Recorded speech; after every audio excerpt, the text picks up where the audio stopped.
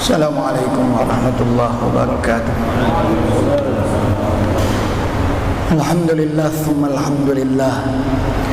Alhamdulillahilladzi bi ni'matihi tatimmus shalihat wa bi fadlihi tatanazzalul khairat wal barakat wa bi taufiqihi tatahaqqaqul maqasid wal ghayat. Nahmadullah subhanahu wa ta'ala wa nasta'inuhu wa nastaghfiruhu wa nastahdihi ونؤمن به ونتوكل عليه ونشكره ولا نكفره ونخلع ونترك من يفجره.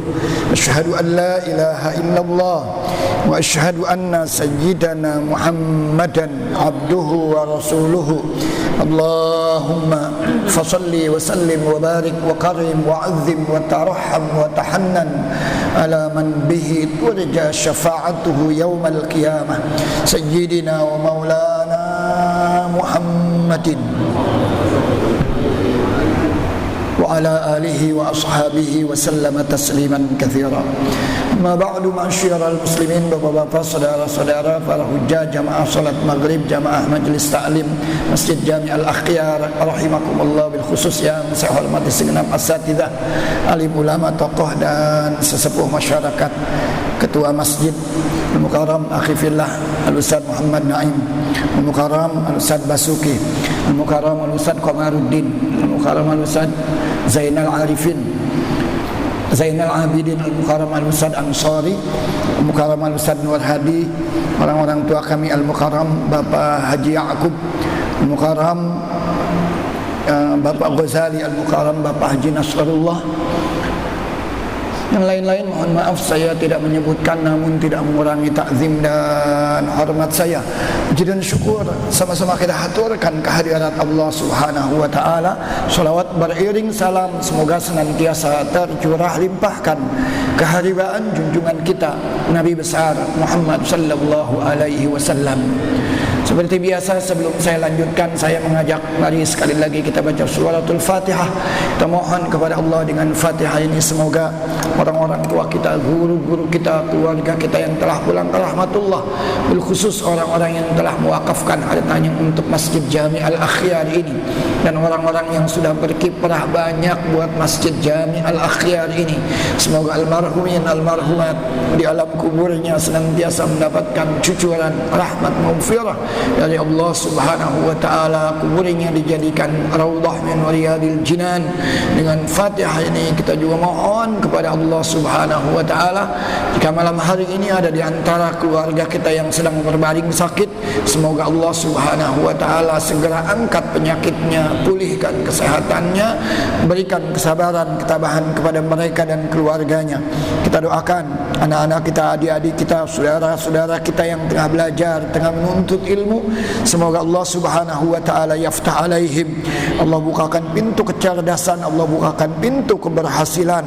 Allah jadikan anak-anak kita semuanya anak-anak yang salihin, salihat, taat kepada Allah dan Rasulnya, berbakti kepada orang tuanya, ilmunya kelak bermanfaat fid dini wad dunya wal akhirah.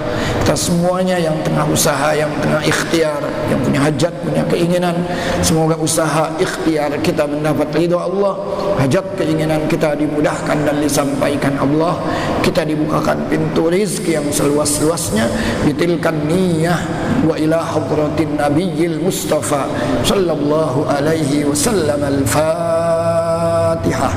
A'udzu billahi minasyaitonir rajim. Bismillahirrahmanirrahim. Alhamdulillahi rabbil alamin arrahmanir rahim maliki yaumiddin. Iyyaka na'budu wa iyyaka nasta'in. Ihdinas siratal mustaqim. Siratal ladzina an'amta 'alaihim ghairil maghdubi 'alaihim waladdallin. Amin.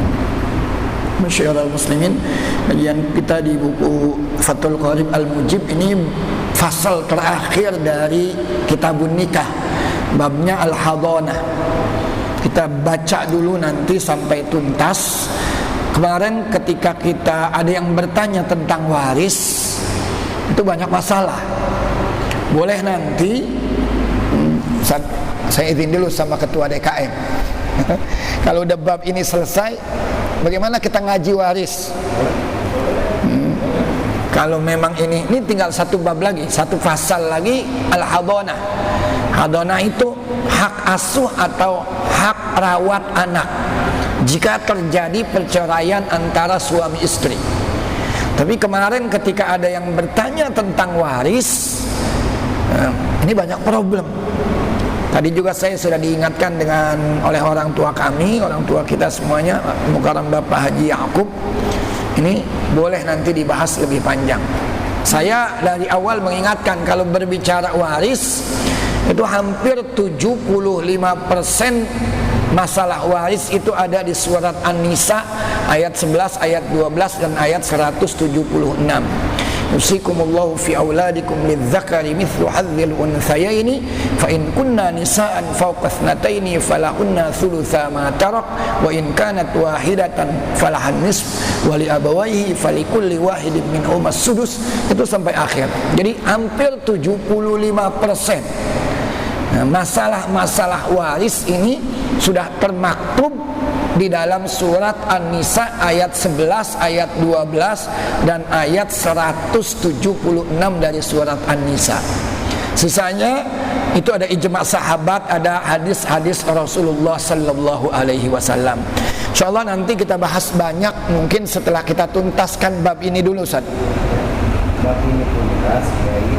Ini kan ada juga di bab ini. Iya. Habis itu saya kategori halaman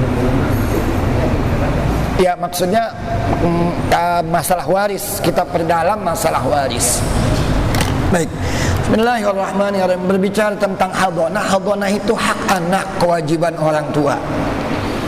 Kalau kita mengenal istilah uququl walidain, durhaka sama orang tua, ternyata ada istilah juga uququl aba alal abna, orang tua yang durhaka sama anak.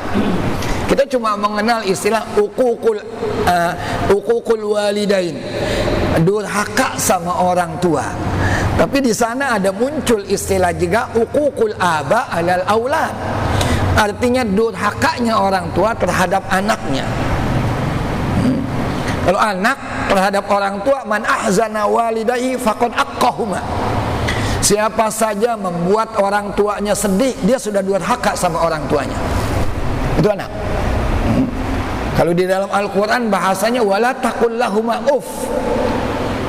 Jangan ngomong ah. Dan kalau sekarang mungkin istilah-istilah yang mungkin beredar di kalangan anak-anak, ogah, bodoh, au, gelap. Nah itu istilah-istilah sejenis itu. Wala taqul lahuma uff. Nanti kalau kita berbicara tentang qiyas, ada namanya qiyasul aula. Kalau berbicara ah saja tidak boleh, apalagi yang lebih dari itu. Ngomong ah aja sama orang tua nggak boleh. Ngeludahin bagaimana? Lebih nggak boleh. Mukul bagaimana? Lebih nggak boleh. Mencerca orang tua nggak boleh. Itu namanya qiyasul aula. Bicara ah saja tidak boleh, apalagi lebih dari itu. Ah saja al-iza, menyakiti orang tua. Jadi menyakiti orang tua itu bukan cuma kita berkata ah, tapi kalau berdasarkan hadis man ahzana walidayhi wa qad aqqahuma, yang membuat sedih orang tuanya, dia sudah durhaka sama orang tuanya. Sekolahin, dikawinin, dibikinin rumah, masih ngerong-ngerong aja sama orang tuanya. Orang tuanya sampai sedih, ya Allah nih anak mau diapain lagi sih? Sekolah gue udah sekolahin, mau nikah gue udah nikahin, habis nikah mau rumah gue udah bikinin rumah, bahkan buat hidupnya gue udah bikinin kontrakan, masih jualin punya orang tua juga katanya. Itu kan terlalu katanya. Azana walidai. Ada kasus seorang sudah lanjut usia ngadu sama Amirul Mukminin Sayyidina Umar. Ya Amirul Mukminin, kata orang tua ini, inna ibni aqqa alayya. Anak saya, kata orang tua nih yang ngadu sama Amirul Mukminin Umar Ibnul Khattab ketika dia menjadi khalifah. Inna ibni aqqa alayya, anak saya durhaka, kata orang tua nih sama saya. Ini kata orang tua. Si orang tua ngadu sama Amirul Mukminin. Kata Amirul Mukminin, idhhab wa'tini bibnik. Bawa ke sini anak kamu. Begitu sudah datang di hadapan Sayyidina Umar, Belum lagi Sayyidina Umar ini bertanya kepada si anak, kenapa dia durhaka sama orang tuanya? Si anak sudah lebih dulu bertanya sama Amirul Mukminin. Ya Amirul Mukminin, ya Amirul Mukminin, hal li haqqun ala walidayya? Apakah saya punya hak dan itu kewajiban orang tua saya? Jadi belum ditanya, kenapa ente durhaka? Belum nanya, dia udah nanya duluan. Apa hak saya dan itu kewajiban orang tua saya? Kata Amirul Mukminin, setidaknya ada 3. Ayyantaqiya ummak, ayyuhsinasmak, wa ayyu'allimakal kitab. Satu, memilihkan kamu ibu yang baik. Yang kedua, memberi kamu nama yang baik. Saya pikir orang Pedurenan namanya udah baik, bagus banget. Muhammad Naim, Nur Hadi, Ansori, Zainal Abidin, Basuki, Ghazali, udah cakep-cakep banget itu namanya. Ayo sinasmak. Yang ketiga, hak anak dari orang tua diajari dia Alkitab atau Al-Quran. Si anak protes sama Sayyidina Umar, inna abi lam yu'tini walau wahidan. Satu juga saya nggak diberikan hak-hak saya. Lalu Sayyidina Umar mempertegas, nah emang mau gimana kasusnya? Ana wulidtu min amatin zinjiyatin kanat liyahudiyah. Kata si anak nih, saya ini terlahir dari ibu yang berkulit hitam legam. Zinjiyah itu negro, berkulit hitam legam, budak lagi, budak milik orang Yahudi lagi. Subhanallah. Berarti kan bapaknya dulu sedapat-dapatnya ini. Nyari bini sedapat-dapatnya. Yang cakep mah dapat bini di mana? Di masjid, lagi sama-sama ngaji, di pesantren, jadi sama-sama jadi santri. Bini lu itu iya, dapat di mana dulu? Di tempat tontonan. La ilaha. Karena Islam, wah subhanallah, takhayyaru linutfikum fa innal irqa dassas. Pilih-pilih tempat kamu menumpahkan sperma, karena gen itu nurunin ke anak. Maka saya udah bilang sama antum beberapa waktu yang lalu, kalau emaknya itu tukang pukul kendang, anaknya jadi tukang joget.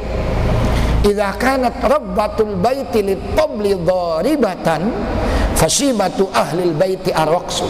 Karena emak tuh pentingnya ibu tuh. Si anak ini ngadu sama Amirul Mukminin, saya jangankan ayah saya memilih ibu yang baik buat saya. Kalau Islam disuruhnya 4 tuh kriterianya. 5 li jamaliha li hasabiha walidiniha. Kalau mau lebih beruntung fadfar bidzatid din. Cakep, kaya, keturunan orang bagus-bagus, solehah. Siapa yang kagak mau? Semuanya juga mau begitu kan? Itu Islam disuruhnya begitu. Ini orang enggak. Pokoknya sedapat-dapatnya. Yang penting syahwatnya terlampiaskan. Maka muncul si anak. Anaknya durhaka sama orang tuanya. Tapi si anak begitu dipanggil sama Amirul Mukminin, protes duluan. Ayah saya tidak menunaikan kewajibannya. Dia tidak memilihkan saya ibu yang baik. Saya terlahir dari seorang perempuan berkulit hitam legam, negro. Nasib jelek rupanya, jelek pula nasibnya. Budak milik Yahudi lagi. Yang kedua katanya, ayo sinasmak, diberi nama yang bagus-bagus. Wa innama sammani abi ju'lan au khunfasa. Ketika orang-orang diberi nama bagus-bagus, Ali, Muhammad, Abdurrahman, Zainal Abidin, wa innama sammani abi ju'lan ay khunfasa. Ju'lan itu ada yang bilang, atau khunfasa itu ada yang bilang kelelawar, kampret. Ada yang bilang juga ju'lan itu kecoa. La ilaha illallah. Ya nanti siapa nama anak lu? Cebong. Ya Allah, jangan selagu-lagunya kita. Nggak boleh.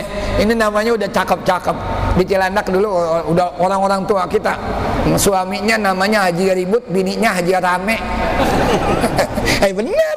Itu ada di Cilandak. Suaminya Haji Ribut, bininya Haji Rame. Antum bisa bayangin Ribut sama Rame ketemu. Siapa? Oh, tuh ada lagi katanya, namanya Otot bin Kuat katanya begitu. Subhanallah, emang orang dulu begitu asal-asalan. Kalau beli ngasih nama yang penting ketemu aja. Ini dari Arab katanya. Siapa namanya? Zukal.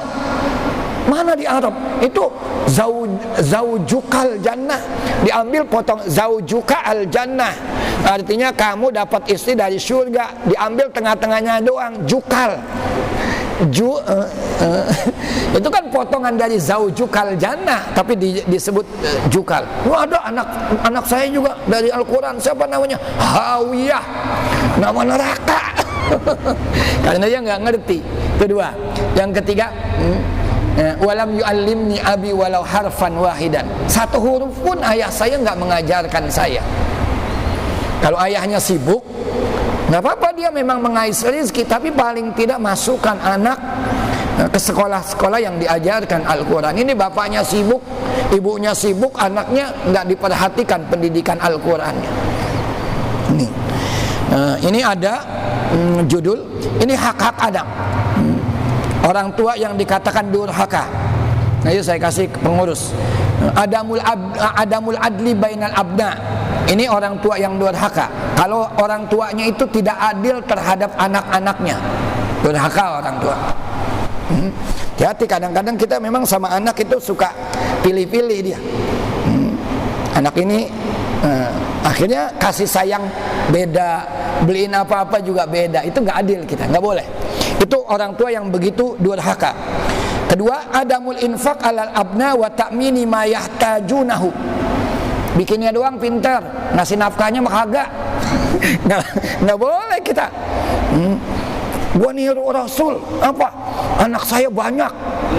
Emang anak betul Rasul bangga. Kita disuruh tazawwajul wadudul walud.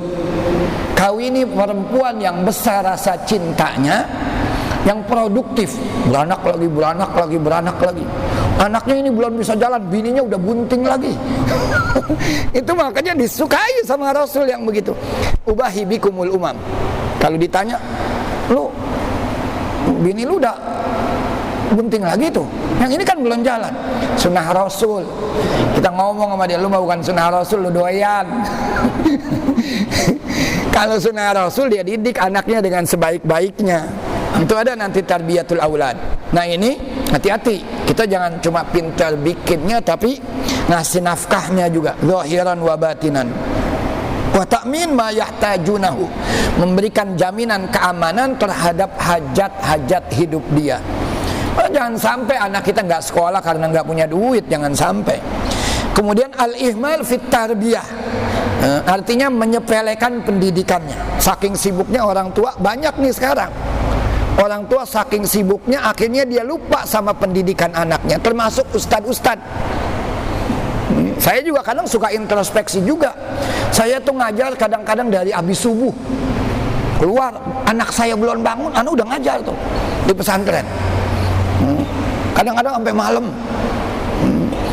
Kalau kata orang katanya, pergi anak belum bangun, pulang anak udah tidur lagi.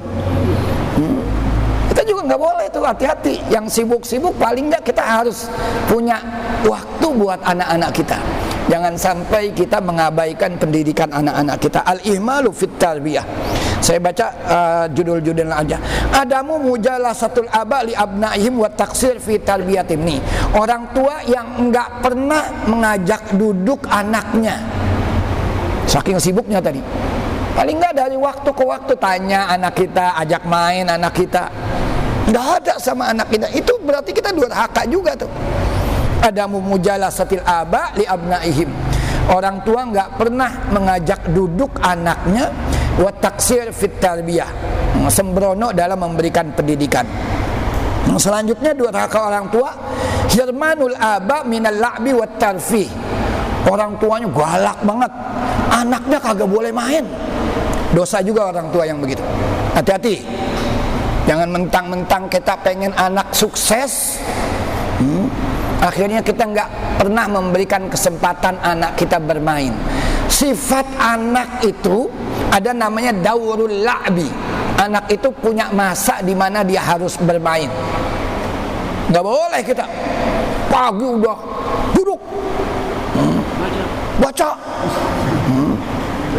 gak ada tidur, belajar, main sedikit digebukin sama bapaknya, nggak boleh, nggak boleh. Kita harus tahu bahwa anak itu punya hak bermain. Biarin dia main. Cuma memang kita batasin, main didiemin aja. Anak memang waktunya main dari pagi sampai sore sampai malam main handphone, didiemin aja sama bapaknya. Itu juga sembrono juga, nggak boleh juga. Ini. Kemudian doa alal abna, doain buruk sama anak nggak boleh. Anak setan mang lu, nggak boleh. Kita nggak boleh mendoakan buruk. Antum mungkin masih ingat cerita yang beredar tentang Imam Masjidil Haram. Siapa? Syekh Sudais. Syekh Sudais itu kalau ulahnya waktu dia masih kecil, kadang-kadang jengkelin orang tuanya tuh nggak pernah keluar dari mulutnya itu umpatan. Waktu itu dia nggak pernah terbayang kalau anaknya nanti akan menjadi imam Masjidil Haram. Tapi orang tuanya setiap kali anaknya itu bandel, didoain, mudah-mudahan satu saat engkau jadi imam Masjidil Haram. Jadi kagak diomelin, malah didoain supaya anaknya satu saat menjadi imam Masjidil Haram. Nyatanya doa orang tuanya itu didengar oleh Allah. Sekarang saya Sudais itu menjadi imam Masjidil Haram. Nggak pernah terbayang orang tuanya itu bahwa anaknya nanti akan menjadi imam Masjidil Haram. Maka jangan sekali-kali ngomelin anak itu kelewat batas, hati-hati. Ini diantara orang tua yang durhaka adalah ad-du'a alal abna. Kalau ad-du'a li masih baik, ad-du'a lil abna mendoakan baik. Kalau ad-du'a ala itu mendoakan buruk. Nah, kurang ngajar emang lu. Itu hati-hati kita ini. Ini. Sabbul abna wa syatmuhum, mencerca anak. Goblok emang lu. Anak digoblok, nggak boleh. Itu namanya sabbul abna, mencerca anak. Kampret lu, nggak boleh kita. Sabbul abna gitu. Kemudian istiqdamu ad-dharfil anif tujahal abna. Mukul boleh, nggak sembayang 7 tahun pukul. Marahin, perintahkan, ayo sholat 10 tahun pukul, tapi pukulannya yang ghayra mubarihin, pukulan yang tidak melukai. Nggak sembayang, buah matanya benjut, nggak boleh, nggak boleh itu. Memukul dengan kasar terhadap anak tidak boleh. Nah, ini kewajiban-kewajiban orang tua terhadap anak. Kalau antum mau nanti, tapi dalam bahasa Arab tadi saya kopikan. Kita kesini sekali lagi, mungkin minggu yang akan datang kita belajar di dalam buku ini ada, tapi nanti mungkin kita perluas kajian tentang waris. Bismillahirrahmanirrahim. Tentang al-hadhanah, hak asuh anak. Huwa lughatan ma'khudhatun minal hidni bikasril ha. Al-hidnu maknahu al-janbu wa huwa al-janbu. Al-hidnu maknahu al-janbu. Al-janbu itu maksudnya lambung. Lidhammil hadinati at-tifla ilaihi. Kenapa dinamakan al-hidn? Al-hidn itu artinya al-janbu. Al-janbu itu artinya lambung. Karena biasanya orang tua itu merangkul anaknya. Kalau anak apa-apa dirangkul, ditaruh di sini, ditaruh di lambungnya. Lidhammi al-hadina. Al-hadina itu orang tua yang mengasuh, memeluk, merangkul anaknya. Atifal, anak kecil, ilal hidni, ditaruhnya itu di bagian lambung. Syar'an itu kalau secara bahasa, hifdzu man la yastaqillu bi amri nafsihi amma yu'dhihi li adami tamyizi katiflin wa kabirin majnunin. Kalau al-hadhanah itu secara syariat adalah memelihara orang yang belum dapat berdiri sendiri. Dia belum bisa bawa diri sendiri, dia belum bisa untuk mengurusi urusannya sendiri. Amma yu'dhihi, dari hal-hal yang bisa menyakiti dia.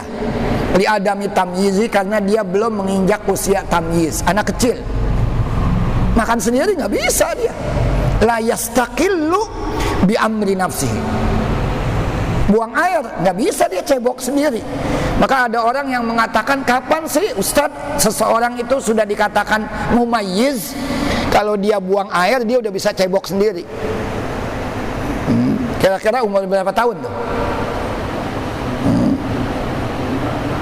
Ya 5-6 tahun. Itu udah mulai mumayyiz. 7 tahun lah paling tidak. 7 tahun paling tidak. Kalau dia buang air dia bisa cebok sendiri. Kalau dia belum bisa cebok sendiri berarti belum mumayyiz. Orang yang belum mumayyiz, bahkan orang yang mumayyiz saja itu belum wajib sholat belum. Kapan? Nanti kalau sudah baligh. Ini baru usia tamyiz.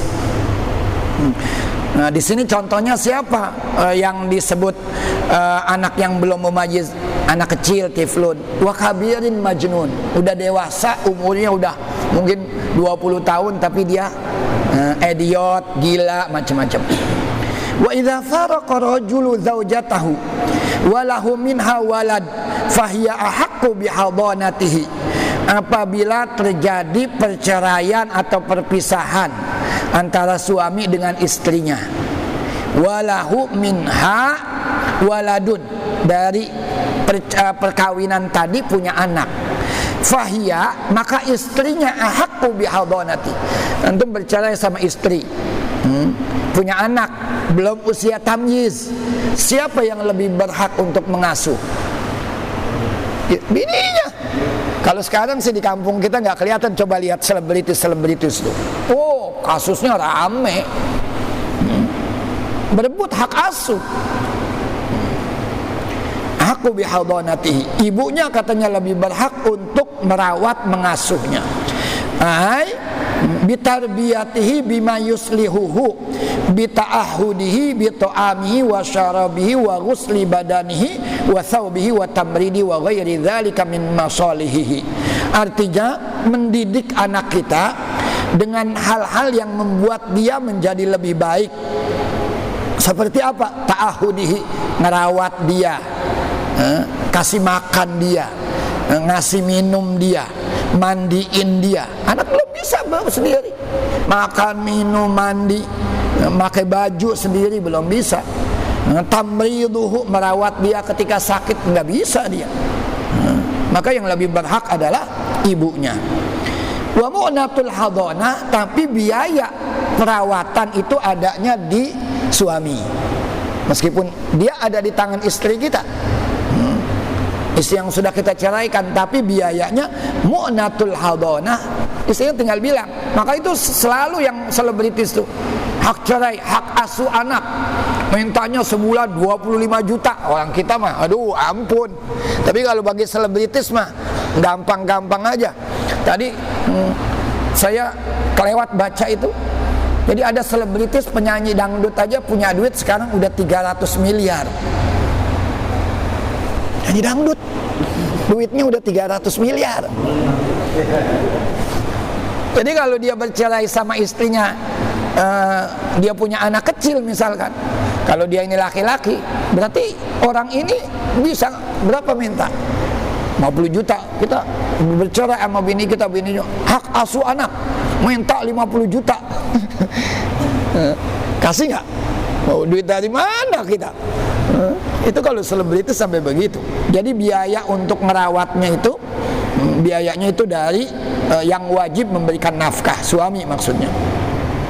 Wa mu'natul hadana ala man alaihi nafaqatut tifl. Wa idza imtana'at az-zawjatu min hadanati waladiha intaqalat al-hadanatu li ummahatiha.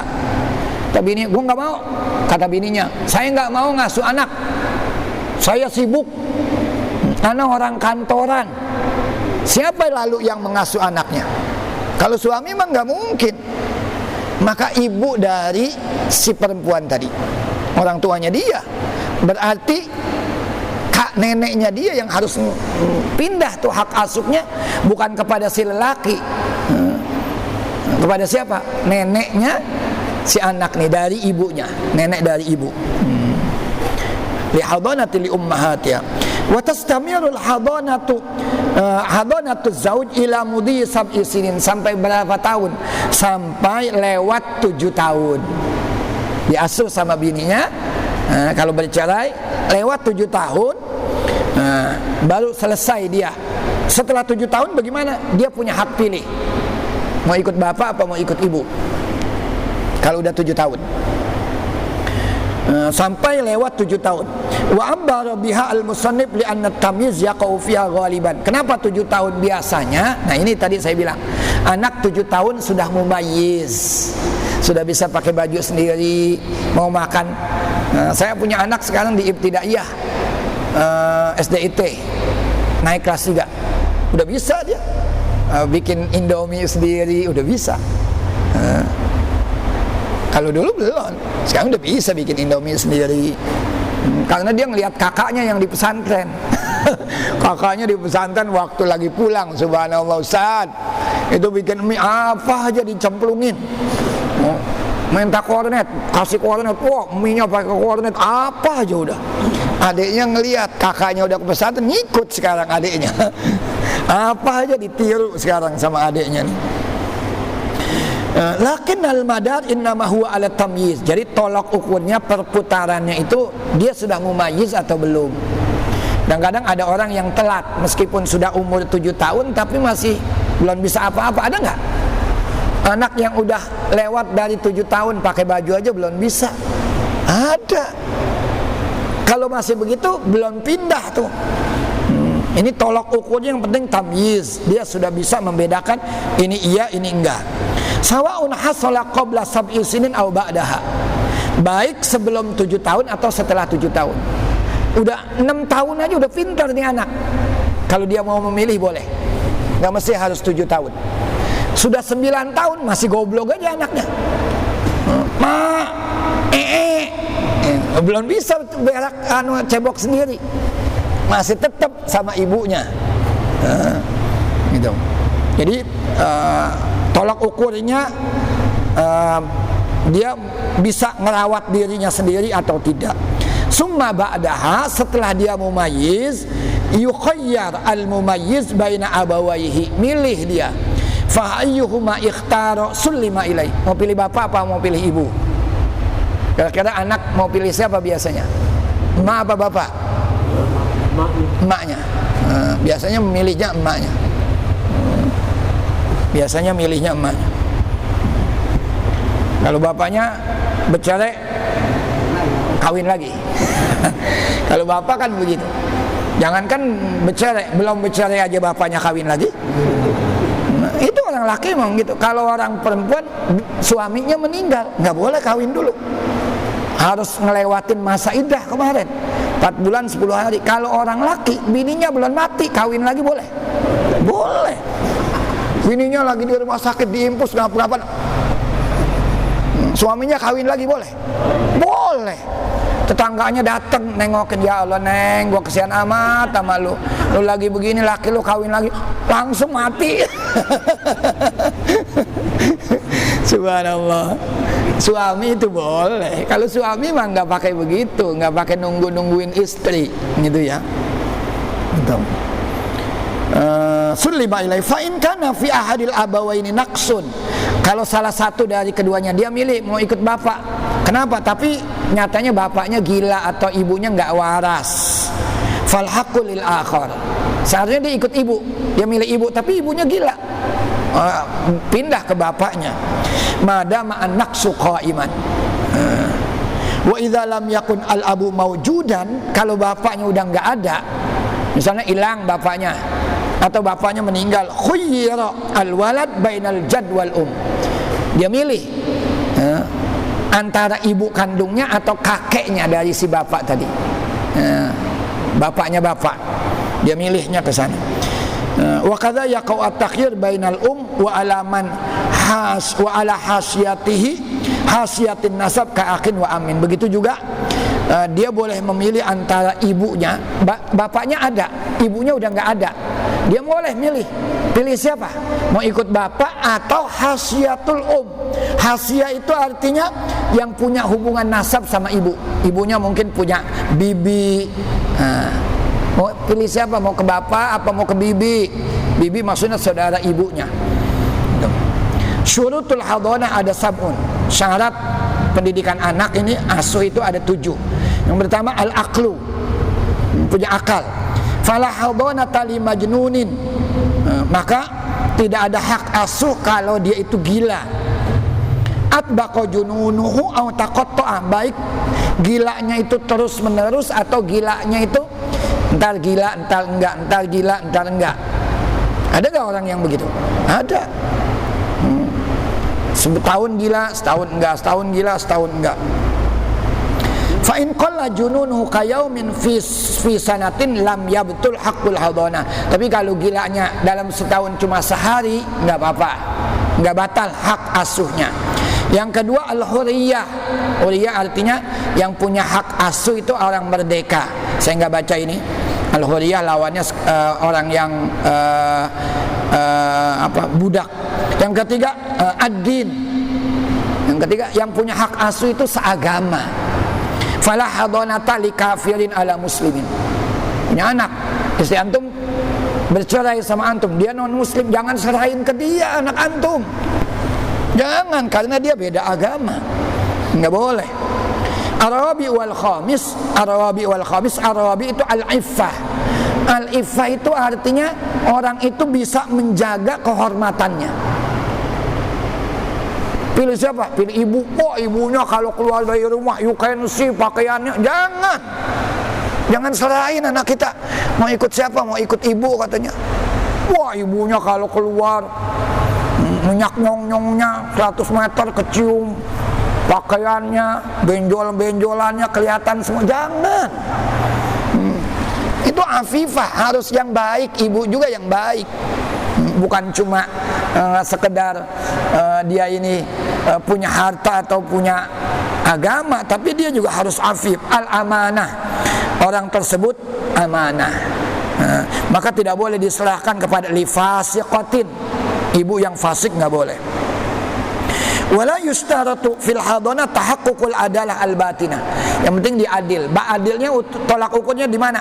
Adil zahirnya. Kalau batin itu susah. Kalau batin itu keadilan batin itu susah diukur. Yang keenam al-iqamah fi baladil mumayyiz. Tinggalnya di situ. Mau ikut bercerai, ikut siapa? Ikut ibu. Tapi abis ini ibunya mau pergi ke Saudi Arabia jadi TKW, nggak boleh. Nggak boleh ngikut ibu tapi dia musafir, ibunya musafir, nggak boleh. Harus mukim. Harus mukim. Kalau arada ahaduma safar hajatin kahajin, kalau salah satunya punya hajat untuk bepergian seperti haji atau berdagang, tijarah, tawilan kana as-safar, baik bepergiannya lama atau pendek, kana al-walad al-mumayyiz kana al-walad al-mumayyiz wa ghayruhu ma'al muqim minal abawaini. Kalau salah satunya lagi pergi haji, maka anaknya berada lagi buat yang tidak pergi haji untuk sementara. Hatta yaudal musafir, sampai yang musafir tadi balik. Kalau udah balik serahin lagi. Wa idza arada ahaduhuma ahadul abawaini safar naqlatin fal abu aula minal bihadanati fayanzi'uhu minha. Ikut saya, kata ibunya. Habis ini saya mau ke Malaysia. Di sini yang naza itu dirampas. Enggak. Sini aja. Di Pedurenan aja. Jangan ikut-ikut ke Malaysia. Belum tentu nasib dia nanti di Malaysia itu bahagia. Itu dulu saudara-saudara kita yang ikut ISIS tuh. Antum masih ingat kan? Oh, dijanjiin macam-macam. Termasuk ke Syria tuh. Waktu itu. Akhirnya di sana sengsara dia. Ini kemarin saya ngikutin berita juga, mau pindah ibu negara, ibu kota mau pindah kemana? Kalimantan. Silakan antum. Siapa yang mau dipindahin duluan? Katanya PNS, pegawai negeri sipil. PNS kalau di sana jauh lebih bagus penghasilannya, biasanya mau. Di sini digaji 10 juta, di sana digaji 5 juta. Ngapain jauh-jauh? Kecuali kalau di sini digaji 10 juta, di sana digaji 30 juta. Biasanya kita mau kemana-mana karena ada harapan yang lebih bagus. Itu teman-teman kita, saudara-saudara kita yang ikut ISIS kemarin, harapannya bagus. Tapi sampai di sana ternyata subhanallah enggak sesuai dengan harapan. Allahu Akbar. Wasyartus sabi al-khulu ay khuluwul al-mumayyid min zaujin. Ikut ibu, ibunya udah punya laki lagi, nggak boleh. Ibunya udah punya suami lagi, nggak boleh. Dia lebih sayang sama suaminya ketimbang anaknya. Mungkin bisa jadi dia lebih sayang sama anaknya, tapi suaminya jangan, karena dia udah punya suami lagi. Jadi ikut ibu, ibunya pun nggak boleh punya suami. Laisa min maharimin tifl, kecuali kalau suaminya mahram si anak. Ibunya kawin lagi sama siapa? Sama pamannya si anak nih, boleh. Fa in nakahat syakhsan min mahari ka'ammit tifl, pamannya yang mengawini si ibu tadi boleh. Au ibni ammihi, anak dari pamannya boleh. Au ibni akhi, anak dari saudara kandungnya boleh. Bil mu'af fala tasqutu hadanatu fa in ikhtalla syarat, satu aja dari syarat yang 7 ini hilang, maka hak asuh tadi hilang. Satu saja dari yang 7 ini hilang. Tadi yang 7 ini syaratnya dia berakal, dia orang merdeka, dia beragama Islam, dia itu afifah. Afifah itu terpelihara dari dosa, dia itu amanah, dia itu mukimah, iqamah, bukan musafir. Dia itu tidak punya suami lagi kecuali kalau suaminya itu masih dari mahramnya, boleh. Kalau hilang salah satu dari syarat ini, tidak boleh. Masih ada waktu 5 menit. Silakan yang bertanya tentang masalah ini. Kalau masalah waris silakan aja. Tapi insya Allah ini kan udah selesai Ustaz. Bab ini udah selesai, tapi nanti insya Allah yang ke depan kita akan berbicara tentang waris. Silakan Ustaz Basuki. Hak asuh anak untuk yang mati, yang wafat, yang meninggal itu ibunya. Sementara orang laki-lakinya itu, bapaknya itu kurang bertanggung jawab, kekhawatiran anak itu tidak akan aman dari orang tuanya laki-laki sendiri. Itu bisa ke mana sih? Bisa ke ibunya almarhumah. Kemudian satu lagi, hak asuh anak adopsi. Yaitu saja. Kalau cerai. Bismillahirrahmanirrahim. Ini tadi awalnya judulnya Faraqo ar-rajul zaujatahu. Jadi mufaraqah, pisah, bukan cerai mati. Kalau bininya mati ya hak asuh ada sama siapa? Bapaknya, udah jelas. Mau lari kemana lagi kalau meninggal? Ini kasusnya adalah kasus perceraian, sehingga anak itu bisa memilih. Kalau sudah salah satunya meninggal ya otomatis ibu. Biasanya nih ya, kalau yang meninggal itu suami, biasanya ibunya sayang sama anak, bisa ngedein anak. Tapi kalau yang meninggal itu istrinya, biasanya babanya ini susah ngedein anaknya. Anaknya biasanya kocar-kacir, nggak keurutan. Biasanya begitu. Antum coba lihat. Nggak usah jauh-jauh lah saudara kita nih, Haji Mahmud ya. Anak-anak kan diurus sama isinya semuanya. Tapi kalau suami bininya meninggal, dia kawin lagi. Anaknya udah pasti keleleran, kawin lagi cakep. Anaknya bandel, ya udah anaknya digebugin aja udah. Dia lebih sayang sama istrinya. Jadi kalau cerai mati udah pasti kepada salah satu dari keduanya. Nah, adopsi.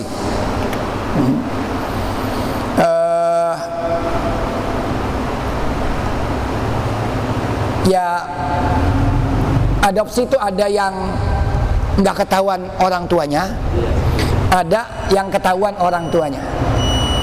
Dia serahkan memang, gitu. Kalau masih ketahuan orang tuanya, tapi kita antum kalau mau adopsi macam-macam, kalau sekarang saya bilang harus hitam di atas putih. Kalau mau adopsi sekarang hitam di atas putih. Jangan-jangan kita udah rawatin capek-capek, Orang tuanya nanti mengklaim. Kita nggak punya kekuatan apa-apa. Sebetulnya kalau dulu transaksi apapun cukup diucap. Itu mau wakaf, saya wakaf, selesai udah. Kalau orang sekarang, mana bukti wakafnya? Saya jual, udah salaman jadi jual. Sekarang mana bukti jual belinya? Nah, termasuk adopsi juga begitu sebaiknya. Apalagi kalau adopsi itu ketahuan orang tuanya, saya serahkan, hitam di atas putih. Terus kalau apa-apa, biasanya dia mengklaim dia. Ini punya saya, hak saya. Kalau kita nggak punya bukti, kalah kita.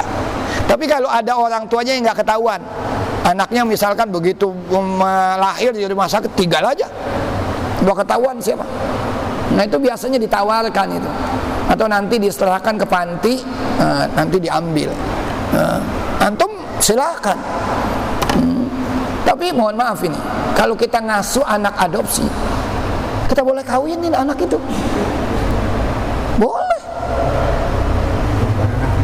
Lah iya, meskipun antum sayang banget sama dia, tapi kan kita kagak tega. Itu yang kita baca itu yang al-fiqhu al-syafi baina madhhabihi al-qadim wal jadid, siapa? Dr. Nahrawi. Dr. Nahrawi Abdul Salam itu kan istrinya orang Mesir dulu. Umur anak dewasa, kawin enggak apa-apa. Antum boleh ngadopsi anak, antum merawatin, antum didik anak. Wah, anaknya cakep, akhlaknya cakep, antum daripada dia nanti jatuh ke orang lain, mendingan saya kawini, anaknya mau lagi. Boleh, boleh, nggak apa-apa,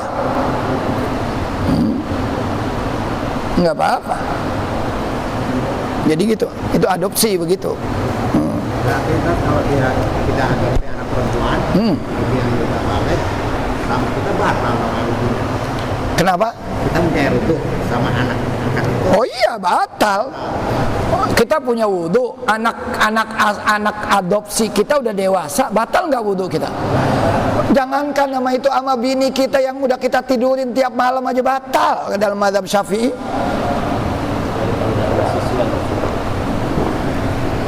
Antum punya istri, kalau masih muda sih mungkin nggak apa-apa dah Ustaz batal. Nah, mohon maaf, kayak antum misalkan kayak orang tua kita Haji Madinah nih, udah mungkin saya nggak tahu ya. Kalau katanya kalau masih muda itu mawaddah. Jadi sayangnya itu sayang masih ada dorongan syahwat. Tapi kalau udah nanti makin tua, rahmah, sayangnya itu benar-benar sayang tulus, bukan karena dorongan syahwat. Mungkin antum sekarang sudah rahmah sama istri antum. Jangan menduga antum boleh bersentuhan, tetap aja antum bersentuhan dengan istri batal. Mazhab Syafi'i batal. Kalau mazhab Maliki beda. Kalau mazhab Maliki juga wudunya nanti beda. Kalau mazhab Maliki tolok ukurnya itu nyentuhnya dengan syahwat apa enggak. Kalau menyentuhnya dengan syahwat batal. Kalau menyentuhnya tidak dengan syahwat enggak batal. Antum sentuh dia. Ada perempuan cakep, antum sentuh. Begitu antum sentuh dingin kayak es, jangan-jangan kuntilanak, enggak batal kalau mazhab Maliki. Karena tidak menimbulkan syahwat. Antum tidak bermaksud menyentuh. Orang ramai, begitu antum bergeseran dengan dia, kulit antum ketemu, set. Kalau orang cakep mah begitu juga, desir, sar, tarikannya kuat banget, muncul syahwat meskipun tidak sengaja. Dalam mazhab Imam Malik batal. Jadi tolok ukurnya Imam Malik itu syahwat. Jadi gitu ya. Jadi kalau kita punya anak asuh, anaknya dewasa, dia jenis kelaminnya beda sama kita, batal, tetap batal. Gitu ya, itu ya. Dan boleh sekali lagi anak asuh itu kita nikahi, boleh. Gitu. Ada lagi? Cukup? Ya, apa? Masalah waris tadi sedikit. Waris sudah meninggal katakan kemarin. Terus tiba-tiba dari kemenangan yang harus dilunasi. kemudian ada orang dari luar juga menyampaikan berbentuk transfer uang kalau ini katanya pernah berhutang sama itu nih. Dan kemudian cukup besar, ada kasus teman saya gitu. Padahal si bapak ini orang yang saya tahu itu orang baik, dermawan, tapi tiba-tiba ada orang masuk, tapi transfernya itu tidak menjelaskan, tidak keterangan untuk akun atau pinjaman itu. Cuma ini cuma menerima, dia merasa menjelaskan kepada almarhum. Gini, kalau orang mau meninggal, ada wasiat namanya wasiat wajibah. Salah satu wasiat wajibah itu wasiat utang. Jadi yang punya utang, tulis, kasih tahu sama bini. Ntar kalau ada apa-apa sama abang, jangan lupa buka nih buku. Apa sih bang isinya? Ntar dah pokoknya menarik. Begitu dibuka catatan utang. Kata sialan. Kalau mungkin catatan duit sih enak kali ya. Itu namanya wasiat wajibah. Wajib antum. Kita mah kadang-kadang enggak. Ujung-ujungnya akhirnya apa? Ketika mayit itu ada di hadapan jenazah, di hadapan kita semuanya, jika si mayit semasa hidupnya ada masalah hutang piutang, silahkan menghubungi keluarga. Kan gitu kita akhirnya. Iya kan? Kalau semuanya yang hadir itu ada di situ, kalau nggak ada, mari kita. Orang yang mati syahid, begitu dia wafat, tughfaru dzunubuhu min awwali daf'ah. Semua dosanya diampuni kecuali dosa utang. Jadi orang meninggal syahid, dosanya diampuni sudah. Tughfaru dzunubuhu daf'atan wahidah. Saat itu juga, kecuali satu dosa yang belum diampuni. Dosa apa? Dosa utang yang tidak dibayar. Kalau ngutang nggak dibayar maka hati-hati. Matlul ghaniyyi zulmun. Kalau orang sudah mampu membayar utang, dia tunda-tunda, zalim dia. Zalim. Hati-hati. Kita nggak boleh nunda-nunda hutang tuh. Oh dapat duit, orang-orang ditraktir, utang sama kita didiemin aja kita. Ya Allah. Itu di dalam Islam boleh dijatuhkan martabatnya dan boleh kita pukul. Layyul wajidi yuhillu irdahu wa uqubatahu. Al-wajid itu artinya orang yang mampu. Layyun itu ta'til, menunda-nunda. Halal untuk dijatuhkan martabatnya dan halal untuk disakiti. Lagi ngeraktor kawan-kawannya banyak tabok aja, pak. Kenapa lu nabok gua? Lu utang sama gua, orang-orang lu jajanin. Itu boleh kalau di dalam Islam. Tapi kita mau hukum negara maka nggak boleh kalau hukum negara. Jadi kesimpulan tadi itu kan meninggal baru kemarin misalnya 2021. Nah kasus lapor itu dia merasa mentransfer 2013 dengan nilai yang cukup besar. Padahal dia keluarga sendiri itu bapaknya sangat dermawan dan nggak ada pernah bisa kayak gitu keluarganya juga ya. Iya, ini kan orang mengklaim punya orang kan, orang tua ente dulu punya utang gitu kan. Iya. Si mayit dulu punya utang, padahal orang mengenal orang ini dermawan. Nah sekarang kalau udah kasus seperti ini, siapa yang menang? Yang punya bayinah, yang punya bukti. Yang punya bukti ini pak, bukti transfernya. Ente punya, keluarganya punya bukti apa? Punya bukti udah bayar belum? Saya gitu, yang mentransfer itu tidak memberikan keterangan gitu dalam transferan itu. Kan dia transfer ada keterangan ini buat ini ada kan soal itu. Jadi nggak ada keterangan itu. Itu kalau sudah orang itu transfer, dia punya bukti. Nih saya pernah transfer si mayit nih, bahwa dia pernah utang 20 juta katakan, misalkan gitu 20 juta. Tapi biasanya kan di transfer itu kita tulis, tapi dia nggak tulis, tapi dia punya bukti itu. Ya, bisa jadi mungkin dia utang kali, bisa jadi. Makanya ini sekali lagi kalau sudah orang berperkara tentang hutang, tentang duit, yang menang siapa? Yang punya bukti. Yang menang itu yang punya bukti. Ucapan kalah. Ini loh buktinya. Dia punya bukti. Meskipun di situ nggak tertulis. Nah, mau tidak mau dia harus bayar. Masalah nanti orang ini menggelapkan duit itu urusan dia dengan Tuhan nanti. di Lebak Bulus itu ada orang Betawi, pengusaha dia, mainnya di advertising, iklan-iklan. Itu setiap kali haul babanya dia pasti ngumumin, padahal udah sekian kali haul. Kalau orang tua saya dulu, setiap itu diumumin. Kalau orang tua saya dulu punya hubungan erat, masalah utang piutang, silahkan datang ke saya. Udah lama tuh. Kalau dia, subhanallah, ada orang bilang, "Baba lu pernah utang?" Nggak pakai ditanya sama dia, kalau dia lagi punya duit, bayar. Itu cakep. Masalah tadi kasusnya orang itu penipuan, tapi dia punya bukti. Sekarang mah orang nipu juga punya bukti banyak. Tadi saya baru ngomongin handphone yang di-hack, yang di-hacker ya, disadap sama orang. Ini ustad, termasuk saya dikirimin, "Set, mohon maaf, bisa bantu nggak?"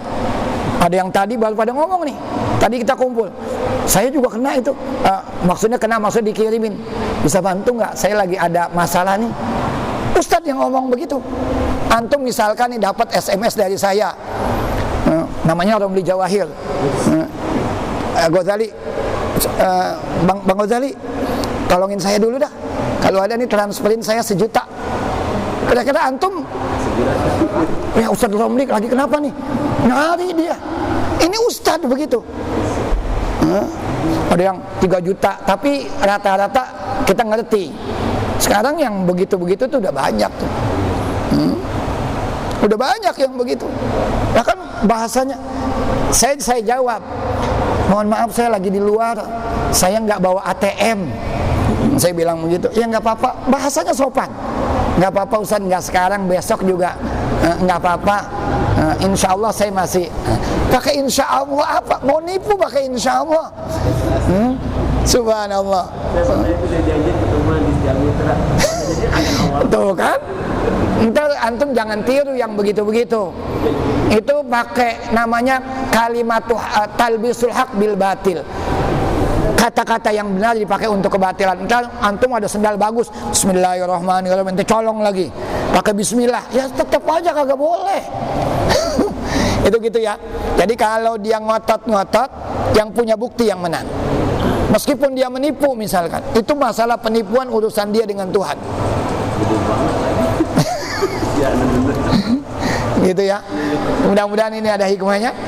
Insya Allah minggu depan kajian kita tentang waris. Yang punya kasus-kasus waris, ya silahkan saja, nanti ditanyakan kasus-kasus waris. Tapi untuk lebih konkretnya silahkan antum baca surat An-Nisa ayat 11, ayat 12 dan ayat terakhir 176. 75% kasus-kasus waris ada di sana. Kita tutup kajian malam hari ini dengan bersama-sama membaca doa kafaratul majlis. Subhanakallahumma wa bihamdika asyhadu an la ilaha illa anta astaghfiruka wa atubu ilaik. Wassalamualaikum warahmatullahi wabarakatuh.